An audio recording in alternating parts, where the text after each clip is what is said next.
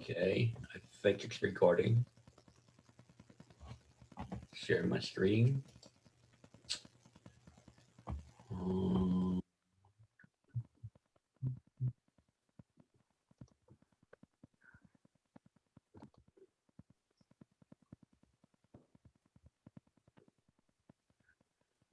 Okay, call the meeting to order. Minutes from the last meeting. Does anybody have any comments? I move we accept the minutes. I'll second. All in favor? Aye. Aye. Opposed? Abstained? Minutes have passed.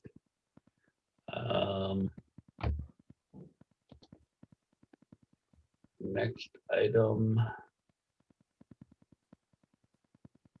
If I can find it.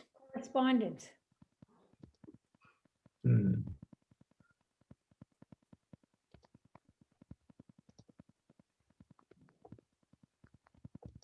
don't want to discuss number 3? I'm trying to bring up something. Oh.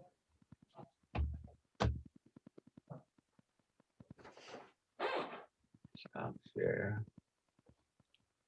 Start share.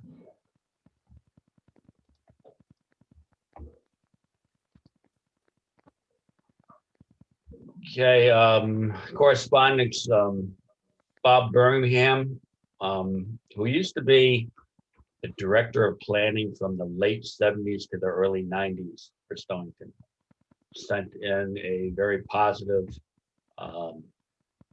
letter to the Board of Selectmen stating that they should get on with doing the climate emergency declaration. So that was good. And I believe Bob was also involved in at least one of the POCD writings after he stopped being a planner. Do we happen to know how many letters the town might have received? No, I only know of like maybe 3 or 4. And I think I sent most of them to you. There were a couple of emails, but yeah, I don't know. I think there are more. I mean, I know of more. So there it is now. We were asked to come up with a presentation. So I put together a draft here. Susan asked me to contact the first selectman to see whether what her plans were for a public forum or presentation or joint meeting, and also to see whether we would be have the benefit of having some type of moderator like the both the sidewalk and the affordable housing. The town had consultants that led those presentations. We don't have anybody. And I also asked Danielle, because she said that she had sent out the draft declaration to the staff and they were supposed to get back to her by the end of January. And I asked her what the status was for that. I got a response, but nothing in response from her on any of those issues. So I don't really know where she stands with any of that. As far as this emergency declaration, do we want to go through it page by page or what? I guess so. I mean, we don't have to do it word by word, but I think we have to sort of go through things one at a time. Okay. Well, I have a question. Yeah. I think what's here is great. I mean, it's got really good detail. I don't know how you want to handle, I guess maybe we should go over the whole thing. I have a couple of ideas about introductory remarks and maybe closing remarks. And I don't know how you want to handle that. Well, you can. Go through it first and then talk? Well, I mean, you can share it. We're at the beginning, you can share it. Okay, well, at the beginning, I mean, we're starting out with how do we know climate change is real? And there's great graphs following that and figures. Climate change emergency declaration, it would seem to me to be good to put up front where these things came from. Like I got online, just did a little bit of work today. There's 36 nations that have adopted this emergency declaration. Scotland was the first one. In the United States, I don't know how many municipalities have it, but I know that the first county in the United States was Montgomery County, Maryland, where I just moved from 3 years ago, and they did it in 2007. So, I mean, is there a reason to say up front, or maybe that belongs at the tail end, where this came from? That was actually my same reaction, Sharon. I felt like it needed like a little, rather than jumping into the data, that something to say, okay, thank you for being here. There is a climate emergency declaration before the town. We want to explain to you why we think this is necessary. I mean, I think it needs some kind of an intro to set the stage for what the data is and why you're going into this detail. I mean, with PowerPoint presentations, you know, it's like, tell them what you're going to tell them, and then tell them what you told them is the rule of thumb. So just, I would echo that. I thought maybe that was old hat, but I guess that's still the basic rules of the game on that. no, I mean, we still have, you know, not knowing how this is going to be rolled out, but assuming they did it like the affordable housing presentation, that one had about 30 people. I would say we'd be lucky to get 30 people if you don't include us. So are people going to tune in if they don't already have some knowledge or interest? I don't know. But I think you need some kind of an intro. Could it be a video where there are actual testimonies from people in town about problems they're having with climate change already, that are their neighbors and so forth? So I was kind of thinking the same thing, Julia. Like, I think if we have an intro video on just kind of that climate change is real, what's happening, it would be a nice way to break it up as well before we get into what the climate emergency declaration is. And there is a host of TED Talks that are all around climate. They range anywhere from 6 minutes long to 56 minutes long, and they're just kind of snippets of all of that information. So I do agree with you that I think adding some multimedia in there can also make a PowerPoint presentation a little bit more dynamic, especially virtually.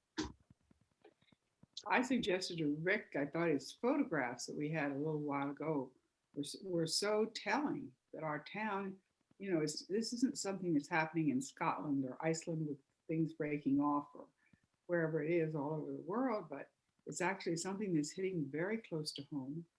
And we want people to know that so that they take their mind off COVID and all the other things they're thinking about, start thinking about this could be in my backyard or my neighbors or whatever.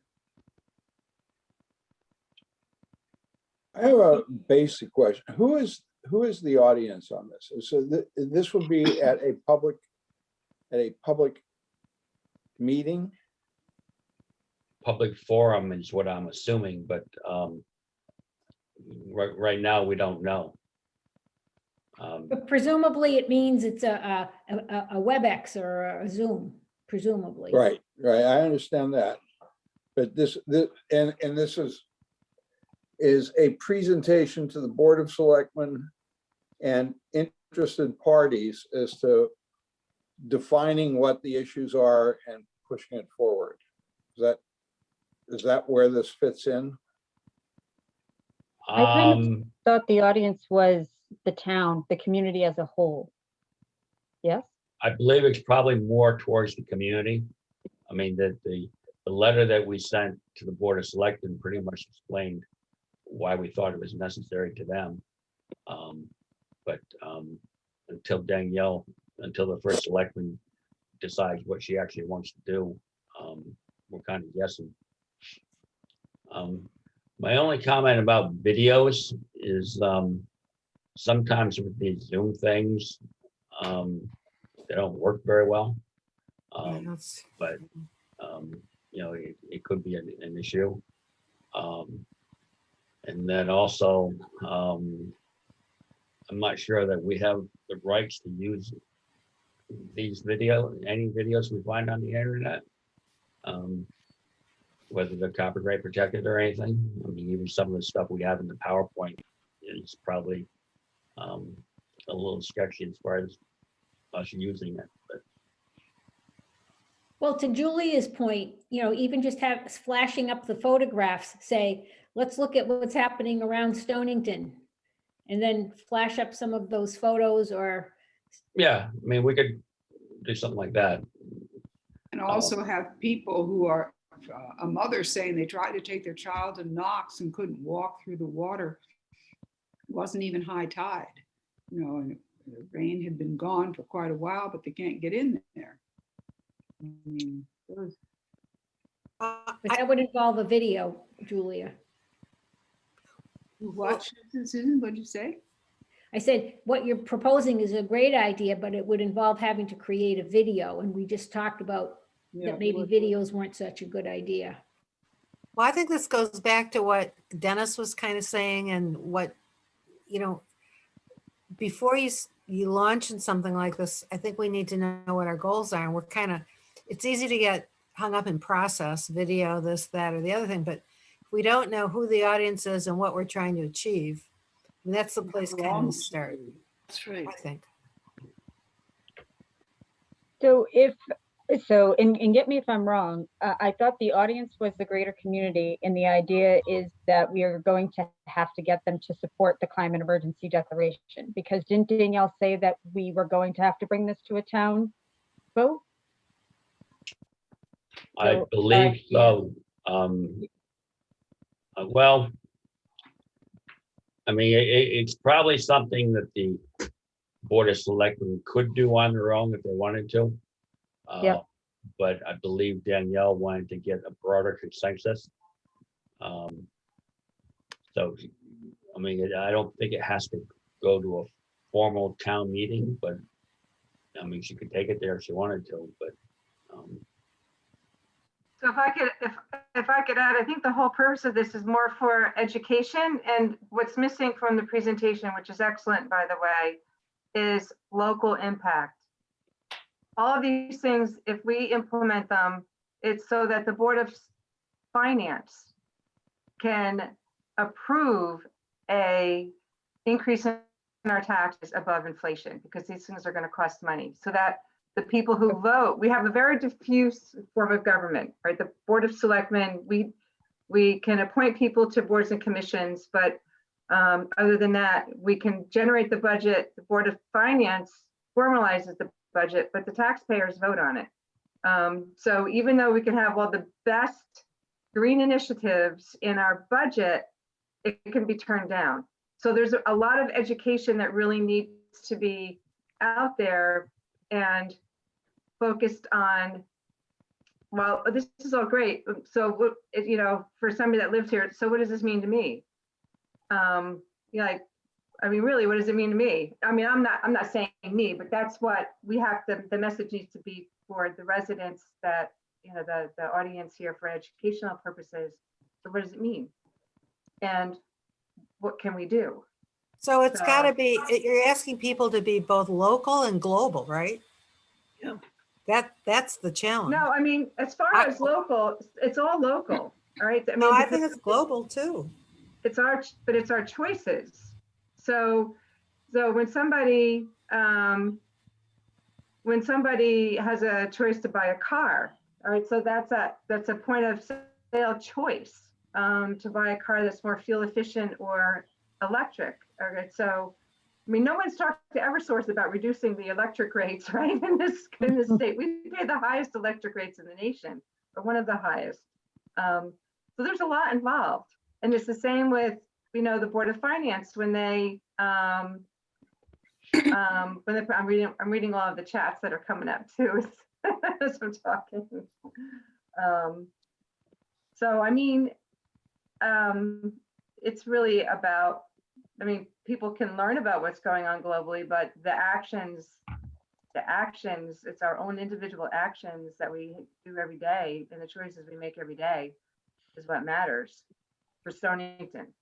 So, Well, yeah, it's also competing with other interests and other needs for money in a time when a lot of people are hurting. So you've got to, it's got to be a very compelling argument. well, and that's my point. So when we ask the taxpayers to vote on a budget that is a 5% increase or a 6% increase so that we can implement some of these things, some of them will take a look at, or is, well, how much does it mean to me more than I'm paying per year? And what's the benefit? Like we did that when we did the schools. The schools are costing everybody more every year. We've got 18 more years of paying off the new elementary schools. But when we broke it down, this is what the benefit was, and this is what it's going to cost everybody. So that it passed. I mean, I think it passed at a 3-1 or 4-1 vote. And it could have been turned down, right? Because it's, anytime we borrow, everybody has to vote on it. It goes to referendum. So, so that, I think that's the kind of education, like this is the more global stuff, but so I was agreeing along with pictures about the seaport, and Rick, you've got fantastic pictures about, what it looks like when we don't even have high tide. To have that as part of this too would be great. Anyway. I've said enough, but I was thinking more about the audience and what the purpose is, so that people know why we're asking them to vote on things in the budget, and that these are the things that are in the budget. Like even I'm formulating, so the budget hearings start next week, and the first one is planning department. What's critical is that there's an approval in the budget to rewrite the zoning regulations, and to have the zoning regulations also incorporate the plan of conservation and development and the coastal resiliency plan. Right. So that's not anything that we have the manpower at town hall to do. We have to hire somebody to do that. And it's a big ticket number, but it will significantly impact us positively. So that's, that in and of itself is going to be a very big conversation with the Board of Finance to keep that in the budget. But this is the kind of education that's required so that it does.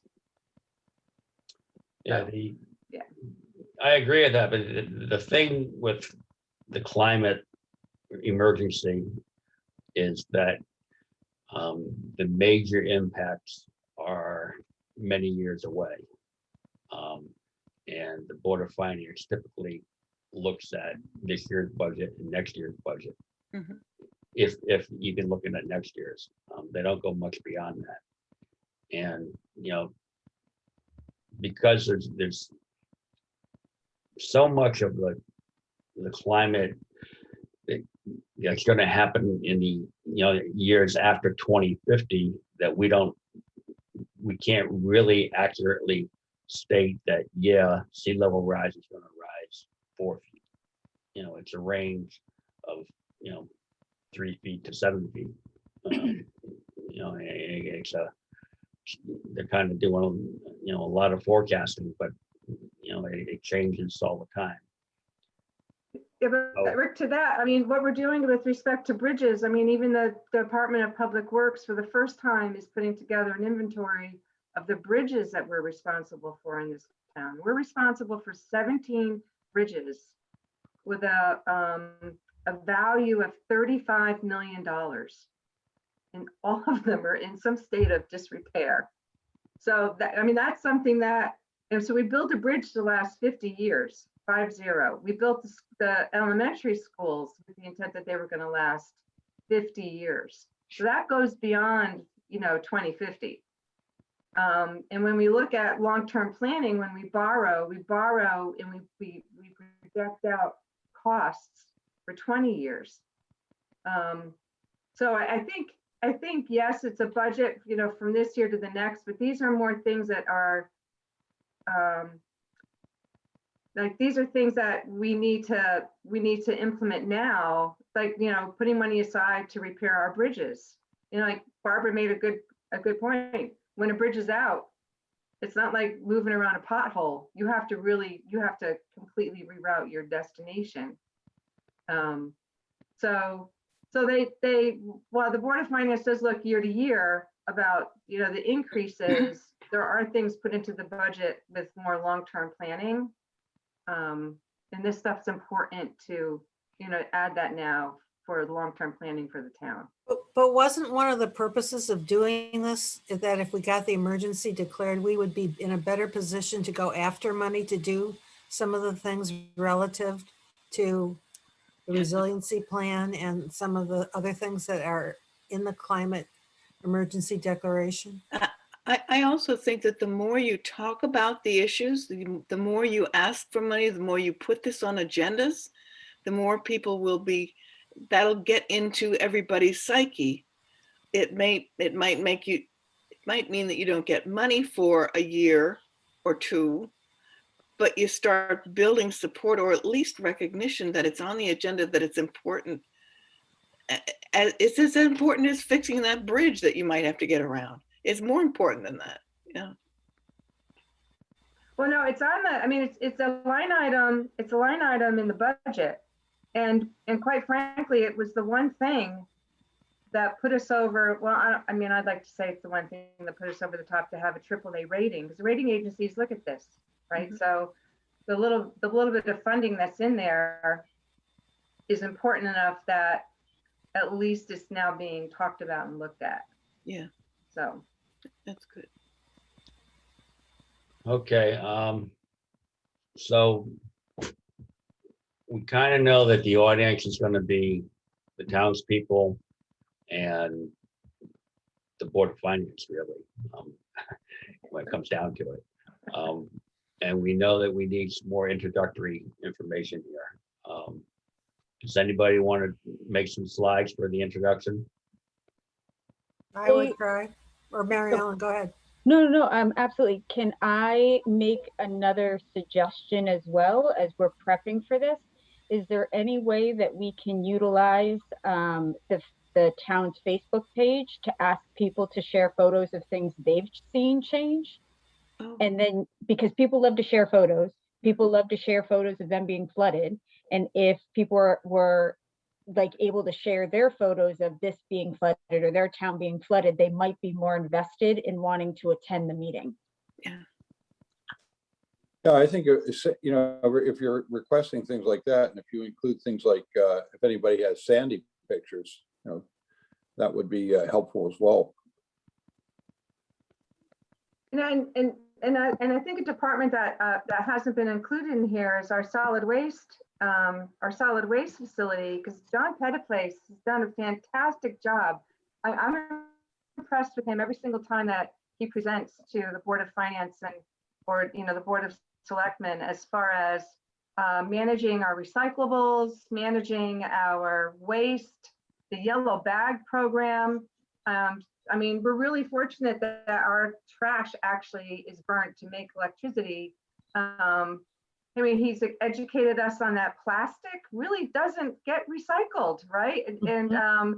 And it actually has more use in generating kilowatts and then being recycled. The whole pink bag thing, so there are things that we are doing here in town that people may not even be aware of that could be added to the so what can I do? That thing about, well, what can I do? So Rick, maybe reaching out to John and getting a list of the things that we're actively doing in town that I just don't think people know about. Like, the whole purpose of the yellow bags. I don't know if new people that have moved here know how. I feel fortunate. Our stuff's not going into a landfill. So anyway. Mary Ellen, I don't know whether the town, I'm not sure who controls the town Facebook page, but typically they only post things that the town government has, once notices put out there, they don't have a lot of interaction with people. There is a living with flooding in Stonington page, but it only has like maybe 20 followers on it, but there are some pictures on there. But it's not a lot. Would anybody be, well, A, does anybody think that this is a good idea to try to get the general public involved? And B, would anybody have a problem with somebody then going on the Stonington Community Forum and asking for this information? I think the Pawcatuck Forum or the Stonington Community Forum would be great places to go because there aren't any restrictions rather than, I know another chat popped up. They like pop up right in the center of my screen. So, but anyway, so going to those two Facebook pages would be, I think, an easier path than going to the town's Facebook page to ask for pictures. I think the Stonington Forum is a great idea. And Mary Ellen, I agree that maybe getting some buy-in, getting some pictures, maybe we only get 3 pictures, but at least that's 3 people who can say, hey, I sent in a picture, and maybe they mention it to their neighbor or something, Perfect. Then I am happy to try to get that posted, and I will create a account that people can email them to if they don't want to post them right on the forum. And then I will share them with this team. I really think that the more local that we can make it, the better off it is. I know I walked out of a meeting in La Grua last year or a year before, I forget now, it must be a year before since we've been locked down for so long.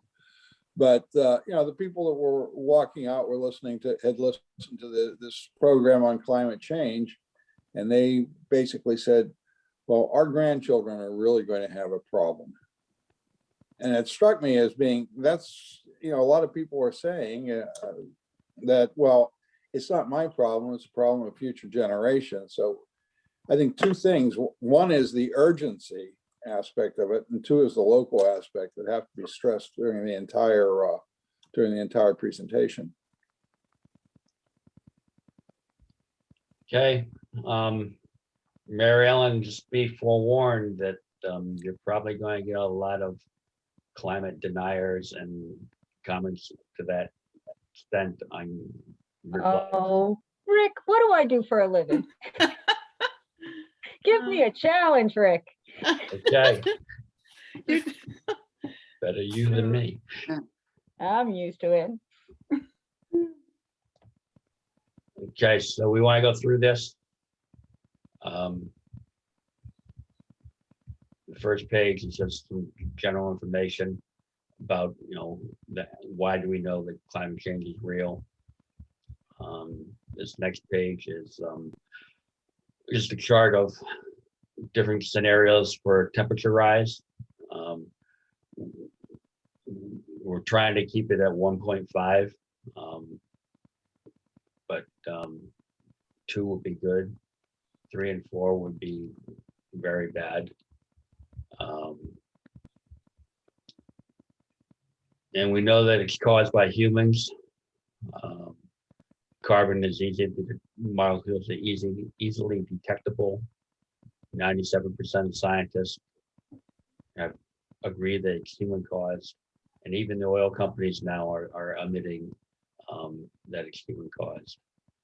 And then just where our problems are in Connecticut, the biggest one is transportation, next is electrical power, and then residential, and then the rest, the other 4 down there make up the rest of it.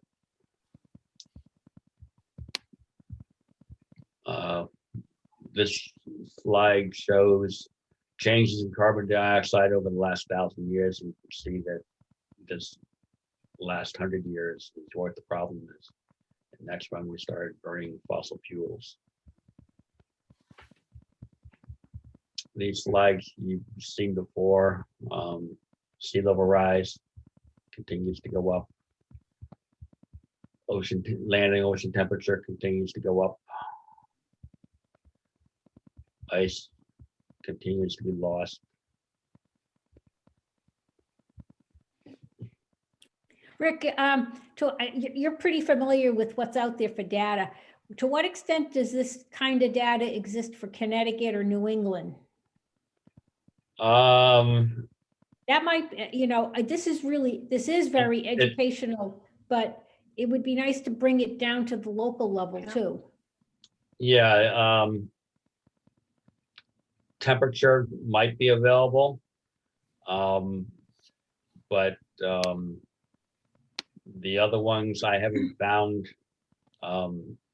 graphs that are either they're outdated or they aren't local. they I don't- could get you something for sea level rise nationally with the Connecticut and Rhode Island coast showing it's the second highest level of sea level rise after the Louisiana Gulf Coast area. Well, and it's really local too. It's localer than that. And I wonder if DACO would have some lists of docks that needed to be raised. That would be an interesting thing to know about, because that hits people literally in their backyard if they have a dock. Zerka may have some stuff on that. If they do, they don't have it on their website. Yeah, okay. Um, How about all that GCC stuff? Did they have Connecticut data in there? They had the one chart I had in here that I took it out, had 2016 data. Okay. And I used another chart. What it showed was the amount of how much we had to reduce the carbon in the future. And they stopped at 2016, which isn't really very helpful. It's kind of dated, it's 5 years old. Okay, I mean, I didn't pour through all their reports, but that's disappointing. They didn't have any. Well, they might, there's a lot, there's thousands of pages of data. And there might be something in one of the subcommittee reports, but Well, I'll look through that stuff because I kind of have looked at some of their reports. I'll see if I can find anything. all right. Are we likely to have climate change deniers in the audience? Yes, Yeah. Probably, yeah. We used to have climate change deniers in this group. Okay, and there's definitely climate change deniers on the Board of Finance. Yeah. I just put a link into the website. There are state summaries that's done by NOAA for climate. So that is the link to the Connecticut one, if anybody wants to copy and paste that. And then Sarah has also put the link to the IPCC. Okay. So this is the Seaport photo from before. And we can add more local photos. I have some of just regular high tides. Why it matters, and these, some of the reasons that that we think that things that are going to happen or actually are happening now, if we don't get fossil fuels under control.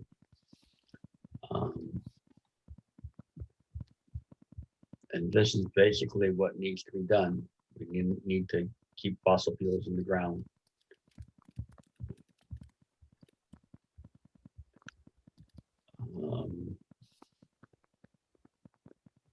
This is just a long-term look at, where greenhouse gases, the 1.5 and 2%, or 1.5 and 2 degree are on the bottom there. If we continue current policies, we'll be between 2.8 and 3.2. And with no climate policies, up to 4.8. see, Rick, if I may say so, I have a real thing about PowerPoint presentations that you can't read and can't see. Yep. And people will, that one in particular, and I put this up before the meeting on a regular PowerPoint screen, so it's not reduced, but as we are looking at it right now. And that one's really hard to see. So I think with all these slides, there's probably, my recommendation would be to, do 3 or 4 and know that if you're going to, if this is the important one, it should be bigger, and whoever talks about this should expect to spend 2 or 3 minutes explaining it and why it's important. Hi, I'm Jamie Vaudry from the University of Connecticut. And this is June, and I think, well, we might all know the difference between Fahrenheit and centigrade. 2 degrees centigrade is a whole lot more in Fahrenheit. That should be part of the presentation as well. Yeah. Because people relate to Fahrenheit in the United States, not centigrade. Unless you work for EB or Pfizer, then you would know. But most people won't be able to think that a 2 degrees centigrade is a lot. They won't think it's a lot when it is. That's important.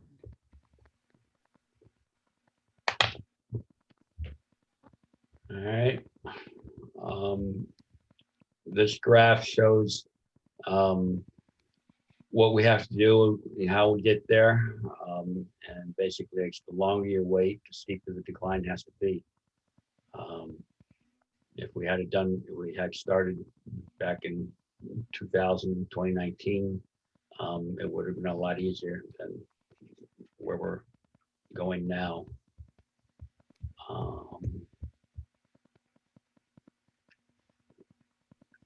CO2 emissions by fuel type, coal's going down, and principally, coal is the driver going down and it's going away. Emissions by fuel, you can see that, coal is dropping, gas and oil are increasing. And then the local from Circa, this is their graph of sea level rise. The blue is based on local tide gauge observations. And then the other 3 are different models. But the planning threshold that we are told to use is this lower blue line with the arrows. And so for 2050, it's like 20 inches of sea level rise we're supposed to be planning for, and that's what we have to use in our POCD, hazardous mitigation, and coastal resilience plan. And then what happens out in 2100 is anyone's guess, depending on how well carbon emissions are controlled. So it could be as high as 7 feet, but they're hoping for somewhere around 3 to 4 feet in most scenarios. So this is from the DEP webpage, where that comes from 1 foot 8 inches, and they update that scenario at least every 10 years. They might be doing it sooner if they get more data. And what happens, really, they what we're trying to control is what happens in between 2050 and 2100, and to try and minimize the effects of climate change. Sea level rise is only one aspect of it. It's going to be a major aspect of Stonington, but there are going to be other things. Heat is going to be an issue. So this is my attempt at a local indicator. 2 feet of sea level rise. You'll see that down here into Cottrell Street, Seaport Marine, over here by the marinas, down here by either side of the Masons Island Causeway, are going to have issues with flooding and part of the seaport, which 2 feet isn't a huge problem. It will cause problems. But then if you get to 7 feet, you have major problems. Most of the Mystic area, most of the Seaport, most of the islands become islands. This area where I live will become mostly underwater. So, You can there's a big- swim. You can swim. I have a boat, Okay, you're all set. yeah. So there's a Rick- big difference between what happens in 2050 and what could happen in 2100. Rick, what's the green on the, Green On the is map. like marsh migration. okay, It's uninhabited, but in these areas they're gonna flood. Or mostly Okay. uninhabited. you might need a key on there for that. Well, then I'd have to make the picture smaller. Oh, you could put it on the Groton side. So as far as the actual declaration, signing the declaration, there's minimal cost to the town. What we asked for and what I believe Danielle is working on with the town employees was to come up with a schedule of over 9 years of, how they can eliminate fossil fuel usage, and that's just a planning effort. There will be costs to implement it, but those costs are going to be incurred by the town regardless. And so it'd be better to plan it and figure out how to pay for it on the town's timetable than reacting to what's going to happen. And if you notice in the local news, there's a lot of major car companies are not going to be making fossil fuel cars in 2030, 2035. They're just not going to be available. Jaguar is going to be 2025. So, the town's going to have to replace their fleet with other alternative fuel vehicles, and that's going to cost money. And, they can do it, as they want to on a planning schedule, or they can do it, wait until there aren't any police cars available anymore that are gasoline powered, and then they figure out, oh, we have to replace our whole fleet. So Rick, I actually have something I think that needs to be added into this slide, and I don't have actual words written out or a bullet, but I think something along the lines, and I do have some notes, so I am reading a little bit.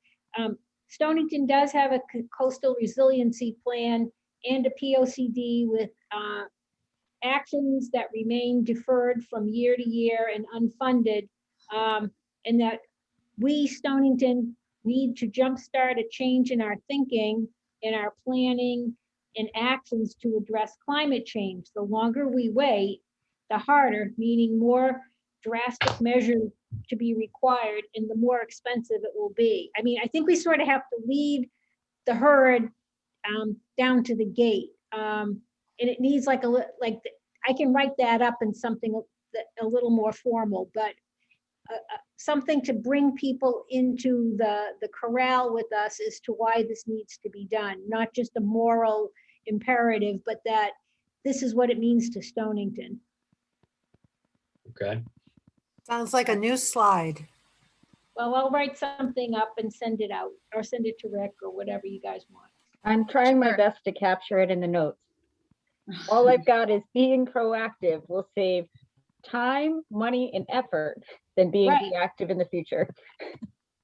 Right, I mean, I'm thinking, in terms of who's the audience for this, Mhm. that we're trying to convince people that this is something here and now and not just next year, because of the expense and the effort, that things have to happen sooner than later, and that we have created lists, we have created action items in our coastal resiliency plan, and even in the POCD, maybe a hazard mitigation plan, other places, but we have to act on them. It's not enough to simply create a list. Okay, And I'll who write was it- something up. Who was it Right. that suggested something about if we can get more money into the budget, we can then access matching funds from other sources to help us get the things done. But we do need the money in the budget. And I think if people understand that, and if they understand that we need the declaration to persuade people that this money does need to go into the budget, I think that would be helpful. Because in the end, it will mean that we don't shoulder the whole burden, but that we have help from state and federal funding. okay. And then what individuals can do, is just for the list of things that, people can do to help the cause. That's a good slide. So if you want to send me slides or comments, you can send it in and I'll try and incorporate them in here. Hopefully we'll find out from the first selectman what she's planning on doing for a forum. And Sarah and Helen, if you have anything you want to add, you can send it in as well. Okay, perfect. That would be great. Do you guys think that you would want us to help present the slides as well and speak, or would you prefer that we just attend? We would love to help if we could. If you guys want to be the speakers for this, I'm happy to turn it over to you. I mean, I'm not a public speaker person.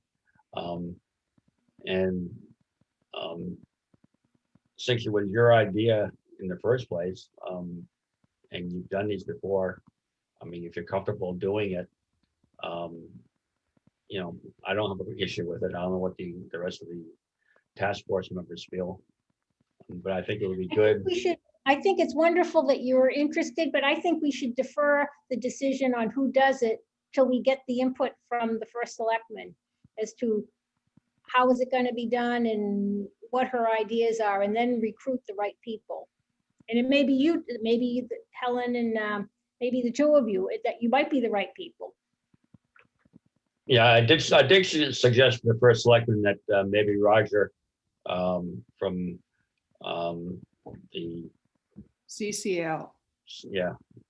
might be available to like moderate this or guide us through it. Because he's well informed on this and he knows a lot more about it than I do. But yeah, we can make that decision when we figure out when and if it's gonna happen. Okay, great. Thank you. And if I just want to let the task force know, we've had our SIP meeting, the Board of Selectmen that's a capital improvement projects meeting, and that's where vehicles are purchased and other things are purchased. The town is not buying any new cars. We haven't bought a new car in a couple of years. The only new cars that are purchased every year are the 4 cars for the police force. And we go into a group, we buy with other towns. So we buy with other Connecticut municipalities so that we can get a break on the cost. We asked, when I was on the Board of Finance, we asked about, green cars and electric cars, and as far as police cars are concerned, well, they may look like a normal car, they are built very differently, and they just don't have, the manufacturers don't have electric police cruisers yet that meet what Connecticut police forces want. So just so that everybody knows, we don't buy them alone. I think we joined with Groton and Waterford, and there's like a purchase of 50 police cars at one time, so that the cost of our cars is reduced. But I think that as soon as they're available, we will get them. Well, I know there are police forces that do have them in the northern states. And I know that, I think it was Westport was test driving a Tesla police vehicle and they love it. Well, they're Becoming they're available. wonderful cars, yes.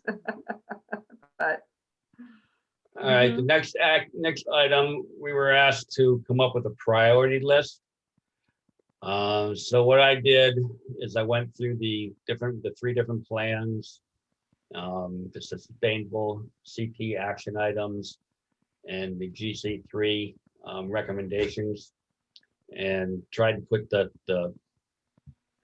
not all of them, but the more important ones as they were rated by the plans, or sustainable CT. There weren't that many, so I put all those in the GC3. It's pretty much based on the legislation that was proposed by the governor, which we'll talk about a little bit later in the thing.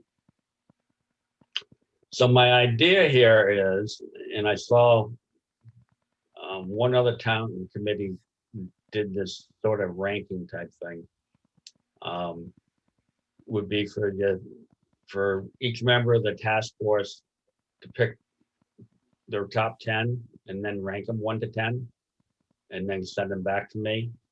And then it may work out, it may not work out, but we would tally up between the members of the task force, and just see what the ranking come out to be, which are important and which aren't.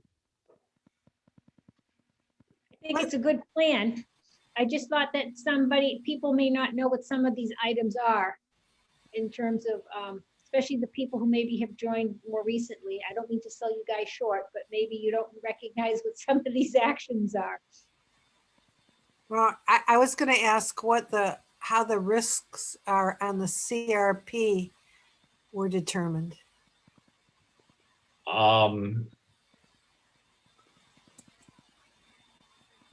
There was a consultant, I believe, that, and if you go into the CRP, Yeah, there's a table in there that shows how they rank things, and there is a multi step process, I believe, but it's in the details are in the CRP.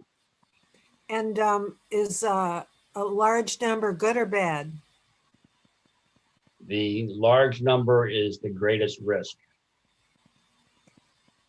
So that they thought that would be the most important. So Mason's Island Causeway ranked. Oh, so they're ranked already. I see. Okay. Ranked very high. Yeah, okay.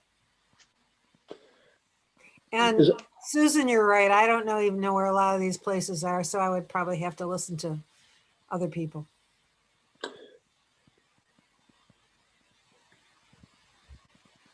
Well, the documents wonder- are out there, and you'd have to go in and read them. But that's what the people on the town commissions are supposed to be doing.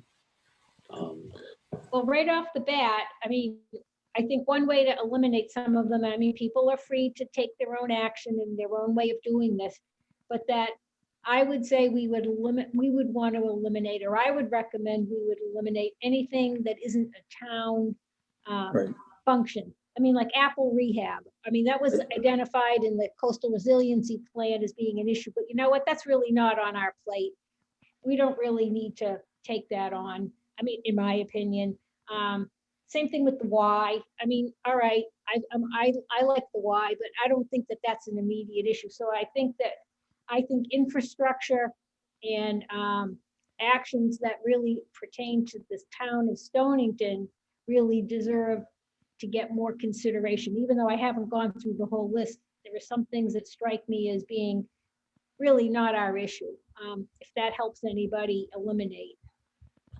Yeah, I had the same thought. I was looking through and saying Apple Rehab, although I think it's a serious problem and has high risk. It's, that's not the towns to do unless they want to negotiate with them to move. The electrical substations, again, that's That's the utility company's problems, not the town of Stonington's. Amtrak rail lines and the Mystic train station, Right. again, Not our problem. not our problem. And again, the why, I agreed with you on the why. They had I mean, it's a lovely facility, but any issues having to do with it or somebody else's to deal with. So you ignore those that you don't like and pick 10 that you think are important and then rank them. Okay, The wastewater, all of the wastewater, the pumps and the Mystic, the Mystic plant, we just borrowed money last year to upgrade those and to do exactly what's on here. Okay. So that, Well, Everybody knows. you borrowed to do a study and to make the diverter pipe work. You didn't borrow enough to eliminate the plants and buy and build a new one. no, we didn't borrow enough to build a new plant, but we are rebuilding the pump stations. There's like 41 different pump stations with no backup pumps. So we're redoing the pump stations and looking at. But are the pump stations all flood proofed? Or are they just putting in backup pumps? I mean, are the pump stations going to work when they're underwater? I believe that they will be, because that was part of, we asked that to make sure that the money that's being spent on them is part of that it was going to last, and that the pump station rebuilds would also support a new plant. So it wasn't $10 million that was being wasted on pump stations that would have to be relocated or rebuilt when we figured out when we consolidated the 3 plants into one, because that's the ultimate goal, to have one large plant instead of 3 different ones. So this is Dana Houston speaking. I left the last meeting. I don't want to say I was alarmed at a couple of things from our last meeting, and it wasn't that anything was really a surprise, but that when I started to think about these lists, I thought there's no way, I don't believe there's a way that those of us who are not professional engineers / planners with a tremendous amount of time can begin to understand the complexities of some of these solutions that may appear to be fairly simple. And especially when you add in, the time before something becomes really an emergency and really does need to be fixed, and the amount of planning that needs to go into something like the Masons Island Bridge, which I suspect has become a little bit, at least in my mind, I was underestimating the complexity of it. But it seems to me that it also leads to, you get off the bridge and you're below the new bridge level. And so the problem goes much farther than just, elevating the causeway there. And so it seemed to me, as I thought about this, that and I was glad to see that I listened to the presentation about the governor's new programs, and I think that that's wonderful. And to me, it all, after that, it seemed like, well, this is really starting to get a little bit of a head of steam to it, at least in the state.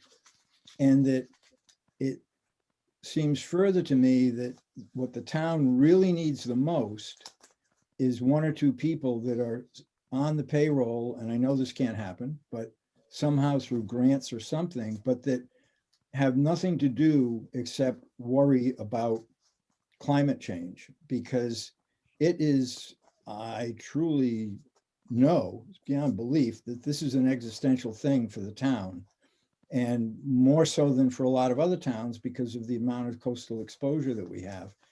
And so I would say that the first thing we need is a climate change office.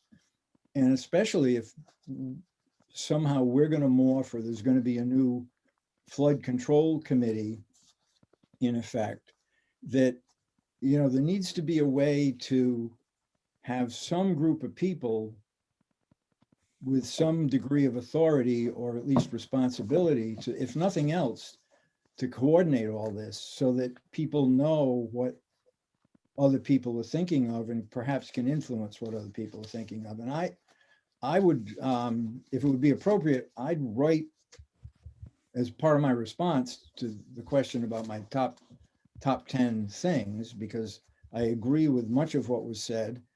But I would write a piece about that if that would be appropriate to do. And then the only other thing I'd add is that things like the Apple healthcare, which I agree, and that was one of my thoughts was, well, it isn't any of our business until it hits the fan.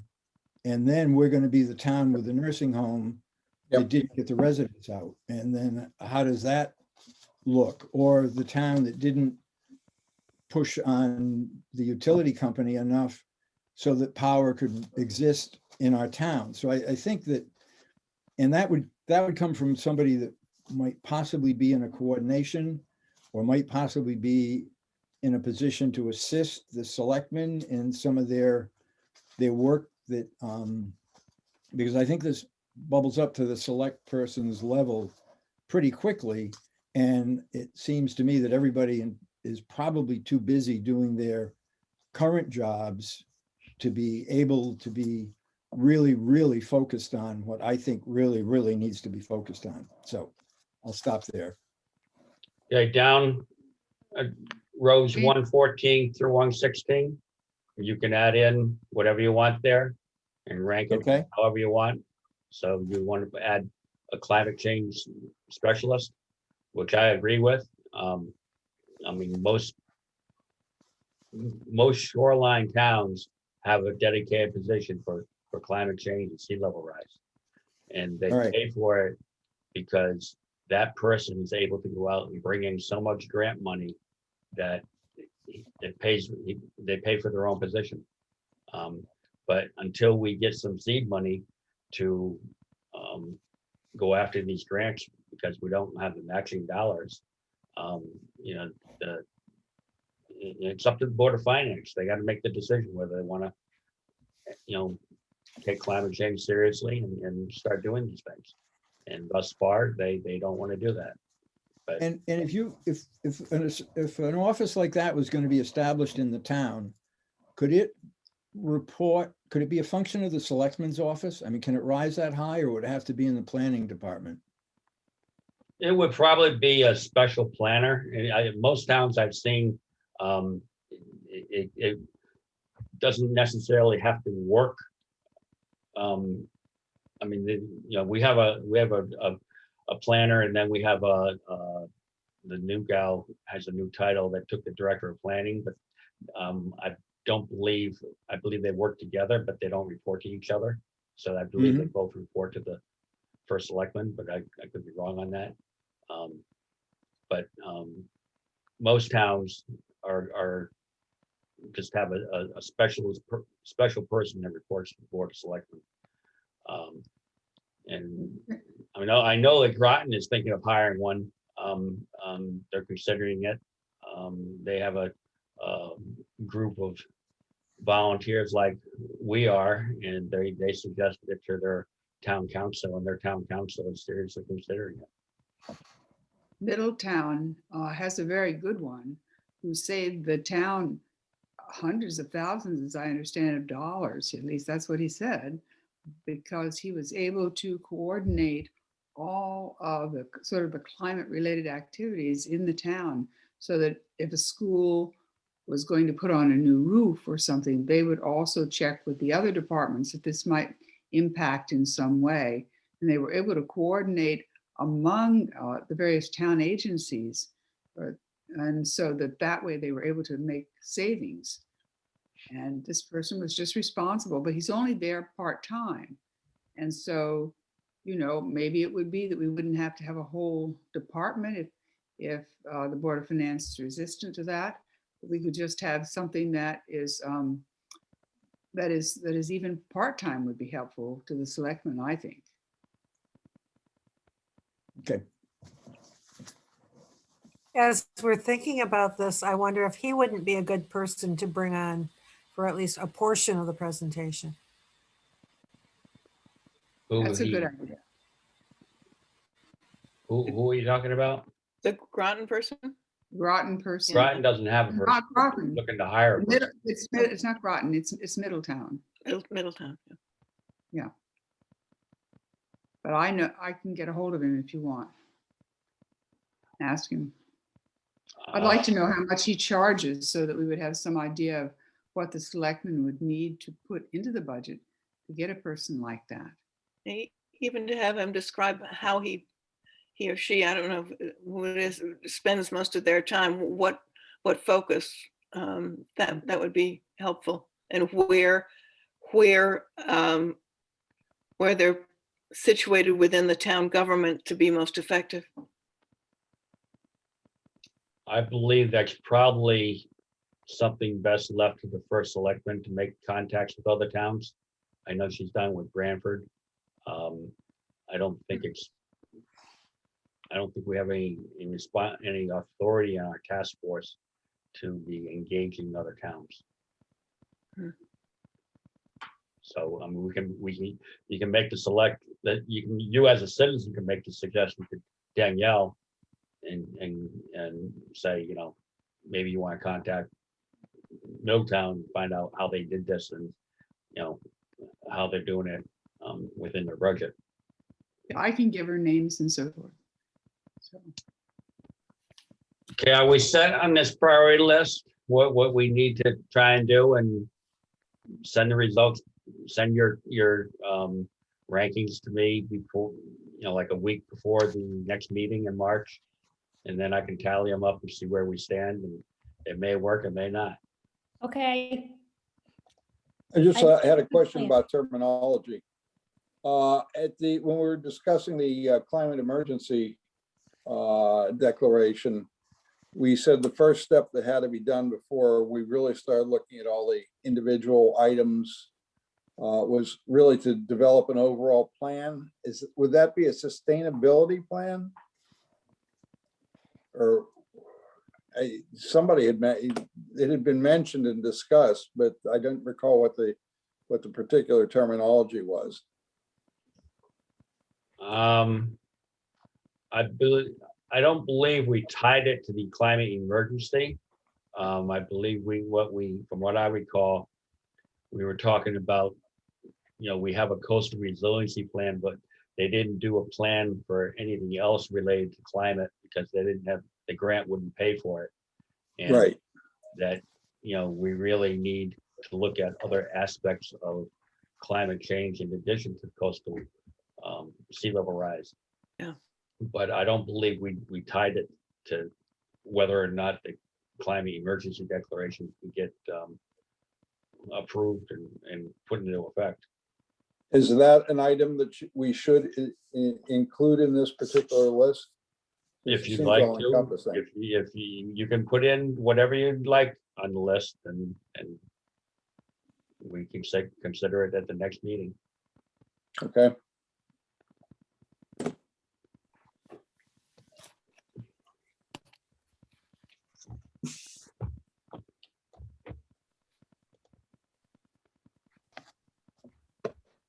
Okay,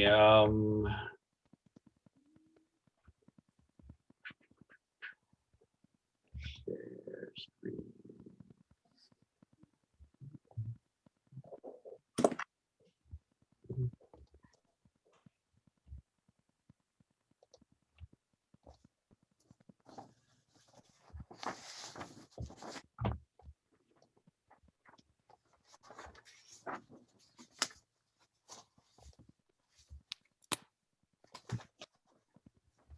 This next item I sent you, Danielle made a pitch to the Board of Finance on our coastal resiliency fund. One problem she had was that they had connection issues, so they didn't actually get to go through the actual presentation. She got some pushback from a couple members of the Board of Finance. One relating to that we're gonna have to build sewers and build a new sewer plant. And what they fail to realize that, I mean, almost everything in this town could be tied to some aspect of climate change.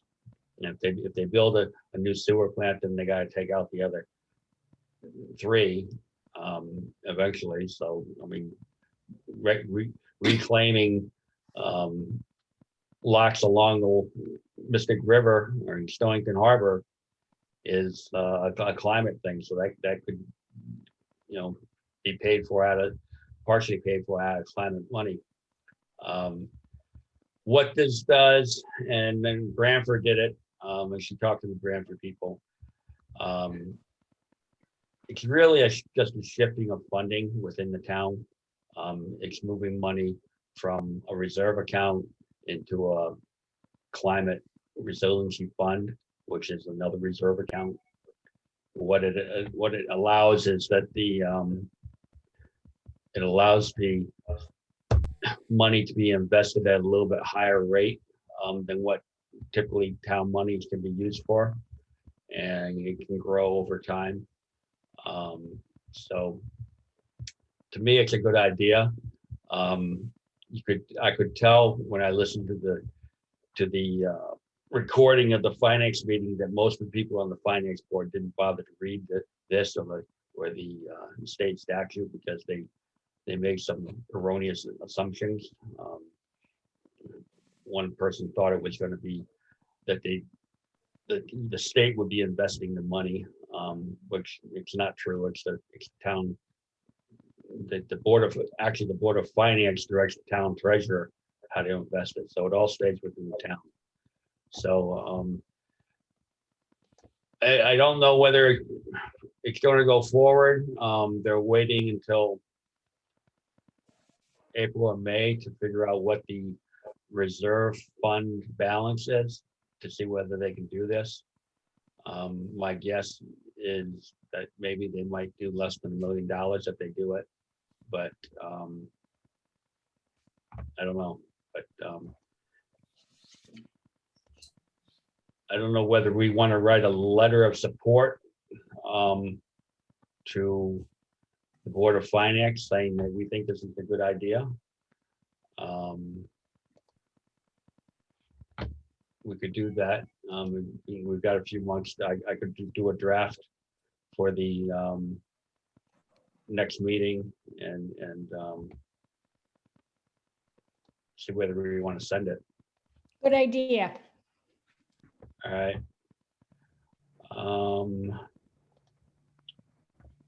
And then back to the agenda.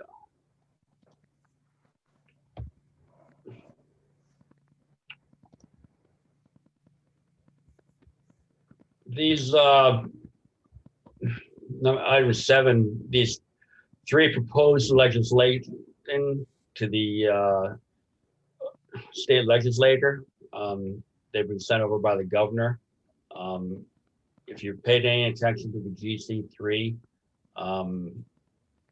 these are pretty important to get passed. The first one is a transportation to reduce carbon emissions. Connecticut working with Rhode Island, Massachusetts, Washington, D.C., and I think New York.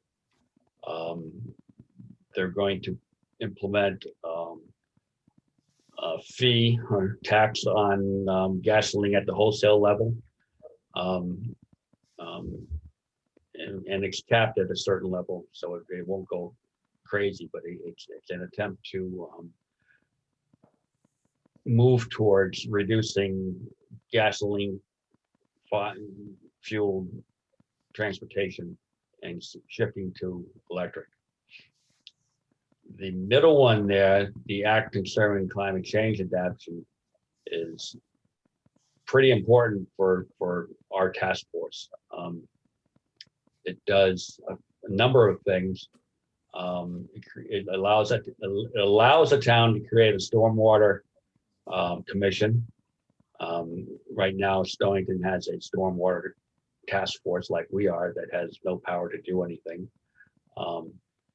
It creates a buyer's conveyance fee that can go towards things like open space acquisition, planting trees. It can fund the coastal resiliency fund that Danielle's trying to get approved. So it can do a lot of things towards climate. One thing that in the draft that is a little negative is that in towns that don't meet the 10% affordable housing level, they can only use the funding to go into the climate resiliency fund. They can't use it for open space or any of the other things that are listed in legislation. So, I mean, Stonington is in that latter category and will be in that latter category for a long time because our affordable housing, while we're adding units, isn't getting much better because they're adding more non-affordable housing units when they put in these affordable housing developments. But the other thing is,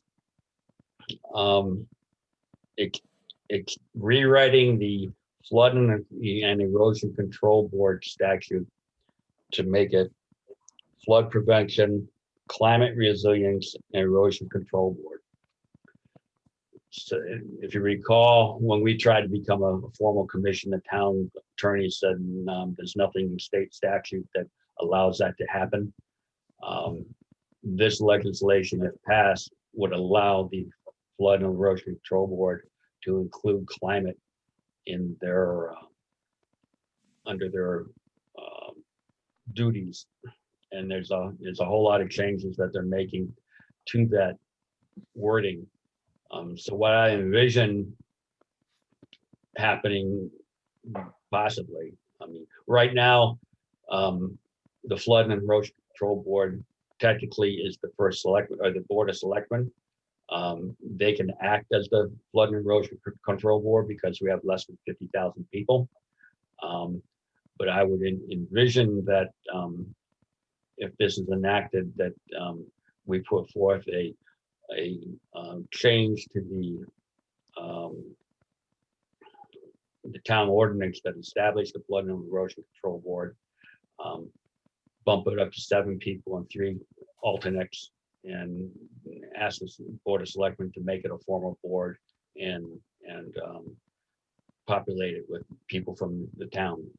And then this task force could either dissolve or I mean, we could dissolve and people that are interested could apply to be on that board, or we could dissolve this and just meet as a group of concerned citizens, much like the New Haven Climate Lobby does, where we wouldn't be burdened with taking minutes and having 2 people get together to talk about climate and things like that.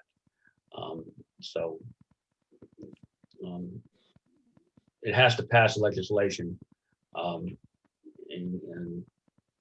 there's a good chance that it will, just because of the way the legislature is set up, and the governor is pushing for it, and then the town has to decide to enact these items, which may be another issue altogether. But there is progress at the state level that is happening. And then the third one is an act that will require business owners to tell tenants or people that are buying their houses what the energy consumption is for the building that they're looking at, and it either requires getting a energy audit from Eversource because they give you a rating, or simply giving 12 months of utility bills to whoever is renting or buying. So when those things come up for for public comment. I'll let you know, and you can send public comment to the respective committees if you'd like. If you don't want to, you don't have to do it. You don't have to speak on the live Zoom call. You can just send in any email to the proper email address and be done with it. Actually, I think the transportation ones are being talked about tomorrow. I got something from Save the Sound that Transportation Committee is entertaining 3 other bills tomorrow. And then the rest of this are just news items. Fossil fuel is killing 8.7 million people a year due to air pollution type things. Solar is being is changing from a net metering to well, it's proposed to be changed. What they're going to allow is to put in a larger solar array on your house for expansion.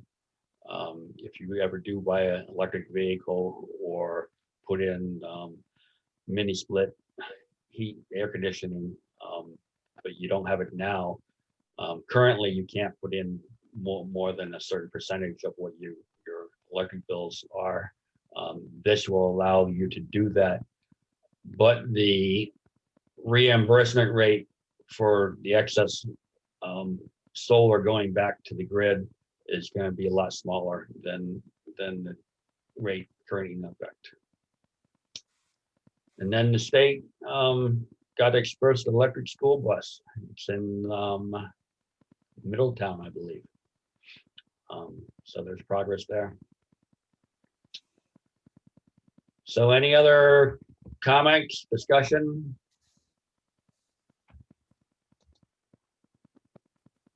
No? Yeah, I have one thing to mention. Rick, Okay.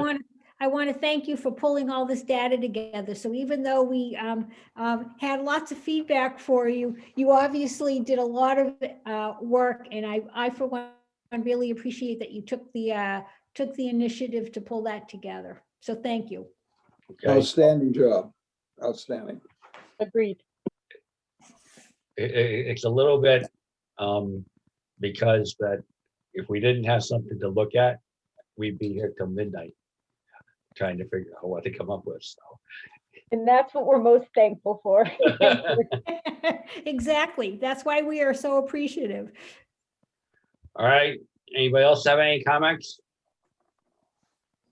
If not, thank you for attending, and we'll meet and have our next regular special meeting in March.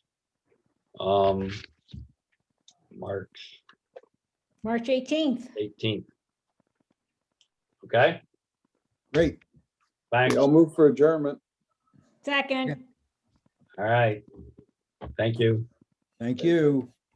Thank you so much, everyone. Have a good Night, everyone. Thank you.